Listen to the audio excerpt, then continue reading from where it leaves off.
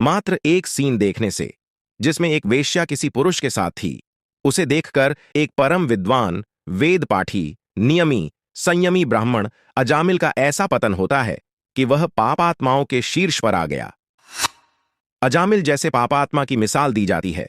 सिर्फ देखने मात्र से दुर्गुण प्रवेश हुआ और धीरे धीरे वह उसमें संलिप्त होने लगा और सभी साधना नष्ट कर घोर पतित हो गया।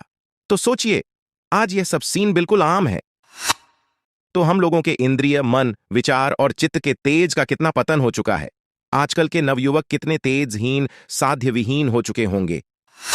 लेकिन यह सब हमें नहीं पता लगता, क्योंकि इन सब की तेजस्विता को मापने वाला बैलेंस या तुला या एपरेटस ही नहीं है अपने पास। सब शारीरिक सुंदरता और स्वास्थ्य को ही तेजस्विता समझते हैं। तभी आज किसी का संकल्प तक फलीभूत नहीं हो पाता। न आंखों में वह तेज, न वाणी में तेज, न विचारों में तेज, न संकल्प शक्ति, सभी का अभाव है।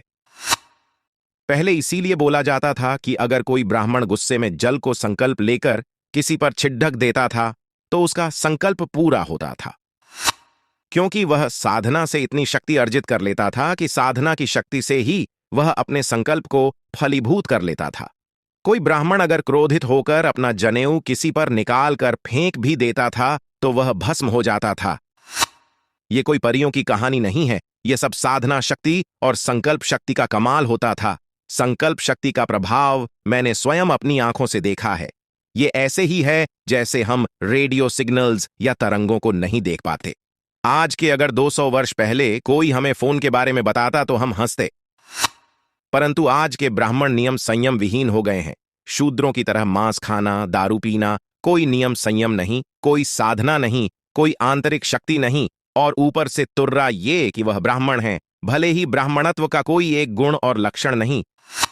यह सिर्फ ब्राह्मण की ही बात नहीं कर रहा, सभी लोगों में से साधना शक्ति, त्याग, संयमित जीवन का अभाव हो गया है। इसीलिए आंतरिक अशांति आज जन जन में व्याप्त है। तेजस्विता को आप अपनाइए, अपनी संकल्प शक्ति, साधना शक्ति और मनस्विता का विकास करिए। देखिएगा कि आप जैसा समृद्ध को